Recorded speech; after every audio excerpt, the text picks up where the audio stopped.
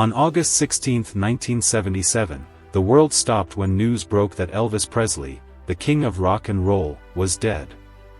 At just 42 years old, the man who had reshaped music, culture, and celebrity itself was found lifeless on the bathroom floor of Graceland.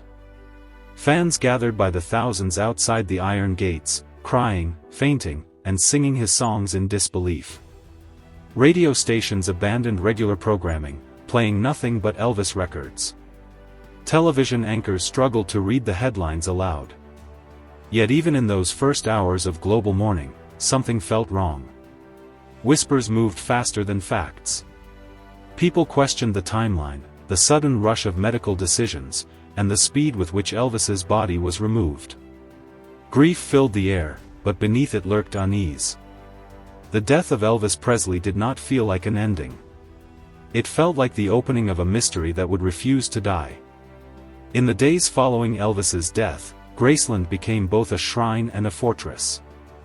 Vernon Presley made the decision to allow a private open casket viewing for family, friends, and select mourners.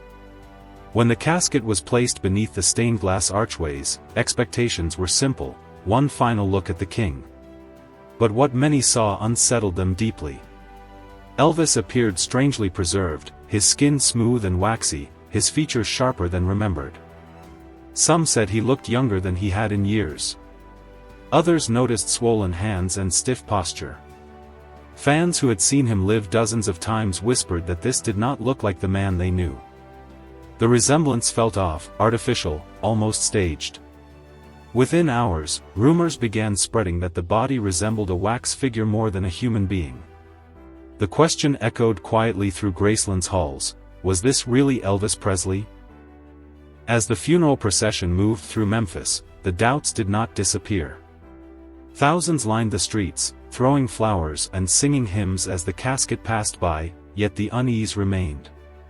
Shortly after burial, reports surfaced that the casket had allegedly been reopened in private. Official explanations cited embalming adjustments, but insiders hinted at something far stranger. Witnesses claimed the body looked different than before, even more artificial. Family members later contradicted each other when asked about the incident. Some denied it outright. Others spoke vaguely of necessary corrections. These inconsistencies fueled speculation that something had gone terribly wrong. Why reopen a casket after public viewing? Why seal the event in secrecy? For conspiracy theorists, this moment became the cornerstone of everything that followed. The mystery was no longer just about death. It was about identity, truth, and what the world had really been shown. The autopsy should have ended the speculation. Instead, it intensified it. Initially, officials announced Elvis died of a heart attack. Later, toxicology reports revealed multiple prescription drugs in his system, some at dangerous levels. Then came the most alarming decision of all: large portions of the autopsy were sealed for decades. Pages were missing. Doctors gave conflicting explanations. Some cited heart disease, others liver damage, others drug toxicity. Why hide the full truth? For skeptics, the sealed record suggested more than embarrassment. They suggested a cover-up.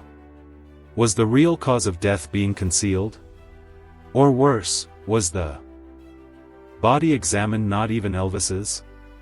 Rumors swirled about federal involvement, about protecting Elvis's image, about shielding the Presley legacy from scandal. Every unanswered question deepened the belief that the public narrative was incomplete.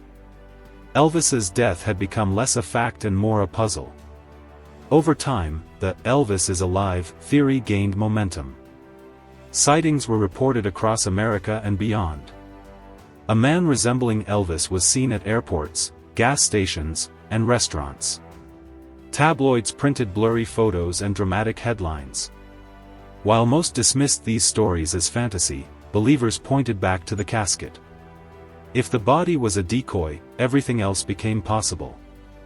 Morticians, guards, and insiders gave interviews years later, some claiming the body felt wrong, others saying it looked too perfect.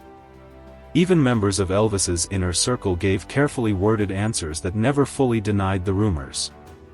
Whether hoax or truth, the doubt endured. Elvis became something more than a man who died young. He became a legend suspended between life and death. The casket was no longer a symbol of closure, but of unanswered questions that refused to fade with time.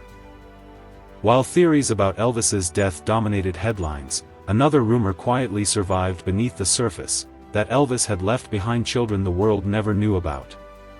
Over the years, women came forward claiming secret relationships. Photos circulated of individuals bearing striking resemblance to the king. Each claim was dismissed by the Presley estate, often swiftly and forcefully. Without proof, the stories faded. Until DNA changed everything. Decades later, a man named Chuy Thompson emerged, not with gossip or photographs, but with science. His DNA test revealed a direct link to the Presley bloodline. For the first time, the idea of a hidden descendant was no longer speculation. It was measurable fact. Chuy had lived a quiet life, unaware that his family history carried such weight. His emergence reopened long-buried questions about Elvis's private life and forced the world to reconsider how much of the king's story had been concealed. Chuy Thompson did not step forward seeking fame. By his own account, he only wanted answers. His mother had hinted at a past she could never fully explain. Growing up, Chuy noticed familiar features reflected back at him in the mirror. Friends joked about his resemblance to Elvis, but he never took it seriously. When he finally took a DNA test, the results changed everything. A confirmed match to the Presley lineage meant his life would never be the same. The revelation sent shockwaves through the Presley estate. Suddenly, there was a new heir, one not accounted for in decades of carefully constructed legacy management. Lawyers weighed inheritance rights. Media outlets rushed to tell the story. Fans were divided between disbelief and emotional acceptance. Chuy found himself at the center of a storm he never asked for, carrying a truth that could no longer remain hidden. The Presley family's response was cautious and fractured. Some relatives dismissed the claim outright. Others remained silent. The estate, worth hundreds of millions, faced uncomfortable questions about control, identity, and legacy. Could Chuy have legal rights? Would the image of Elvis be shared with someone outside the inner circle? Beyond money, the emotional implications were profound. Elvis, long portrayed as a tragic, lonely figure, might have been a grandfather whose bloodline continued unnoticed. Fans visiting Graceland began whispering Chuy's name. Tour guides avoided the subject. The myth of Elvis as a perfectly preserved icon began to crack, revealing something more human beneath.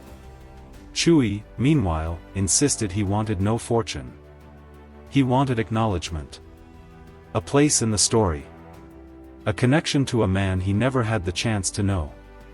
When Chuy finally spoke publicly, his words resonated deeply. He did not sound like a man chasing headlines. He sounded like someone searching for belonging. He spoke of wondering what it would have been like to hear Elvis's voice in person, not from a record. To meet him not as the king, but as family. His honesty softened even skeptical fans. Slowly, the narrative shifted. This was no longer just about conspiracy theories or estate battles. It was about identity, truth, and legacy. Elvis Presley had always been larger than life, but Chuy's existence made his story more grounded, more human. The king was no longer frozen in time. His story was evolving, complicated, and unfinished. And perhaps that was fitting for a man whose life had always existed at the intersection of myth and reality. Today, Elvis Presley's legacy stands at a crossroads. The mystery of his death remains unsolved for many. The questions surrounding his casket still haunt fans. And now, the revelation of a secret grandson has added another layer to an already complex story.